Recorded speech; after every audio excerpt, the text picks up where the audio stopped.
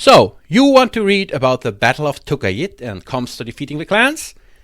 Then I have the books for you.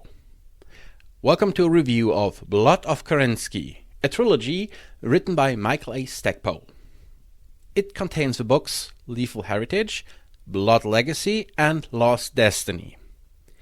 And plot-wise, it looks at the full and complete clan invasion. It has a rather brisk pace when it comes to events, and so it can handle it all. From the Mad Cat incident in the periphery, the destruction of Turtle Bay, the battles of Twycross and Wolcott, the great meeting on Outreach, the election of a new ilKahn, the Battle of Luthien, Operation Scorpion, the Battle of Tukayyid, all the way to finally the Schism of ComStar. All these events are handled in those 3 books, which is quite an accomplishment. It is therefore a very good overview over the clan invasion storyline. It's also nice to know that it's a rather easy read and the plot is quite engaging, so you will not have to strain yourself too much. And it goes without saying that these are essential events if you want to follow the main development of the BattleTech universe. Maybe even more so than the Warrior Trilogy, because for most people the clan invasion is the true heart of the BattleTech franchise. It is also a very, very good introduction into both the politics and the custom of the clans.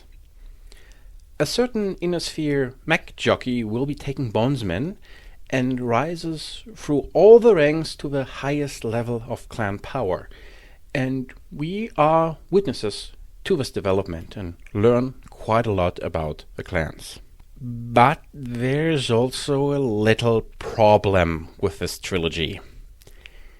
It is written by Michael A. Stackpole. And that means it has exactly the same problems than the Warrior Trilogy. For example, he still calls everything and everyone slander. And given that I know the descriptions of these people and the details he gives in his book himself, I actually no doubt that he really knows what the word slander means, but that's actually one of the less important points. We get, just like in the Warrior Trilogy, a series of protagonist characters who are usually members of royalty, and they are all quite Mary Sue-ish. And just like the old trilogy, we often get a soap opera feel about it. For example, one of the heroes of the story is IlKhan Leo, who has just one flaw: he doesn't know how awesome he actually is. And then we become in the middle, in Blood Legacy, a view of a summer camp on Outreach where the scions of a great successor state houses have to work together. And they actually behave like a bunch of 14-year-old teenagers, which is strange because most of them are actually hardened war veterans. For example, Huero Corita is 27 and Kai and Victor, Steiner Davian, about 20. So it's rather weird to see them behaving like small children. And we also get a plethora of techie love stories for at least 3 of those characters, which just doesn't fit the tone of the overall events. And there's also a problem if you want to read it for the Battle of Tukayyid and ComStar especially.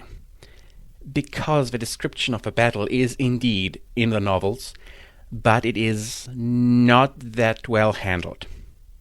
Thanks to the brisk pace, we only get a few scenes of the battle, and they are all mainly from the Clan Wolf perspective.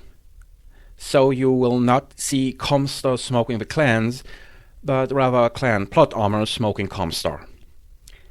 And to make it even worse, Anastasius Vogt, who was before that rather portrayed as competent and likable, suddenly turns into a crazy jerk at the end of the trilogy and is in no way or shape the smart badass that some people made you believe he is. I would even say that it's borders to character assassination. These are things you have to take into account. But nonetheless, the trilogy in itself is essentially, because it handles the main plot, it is still a very great introduction into the clans, and we get the first origins of the Word of Blake, the most heroic of all factions in the history of BattleTech. I hope that this review helps you, and may the knowledge of Blake guide your way.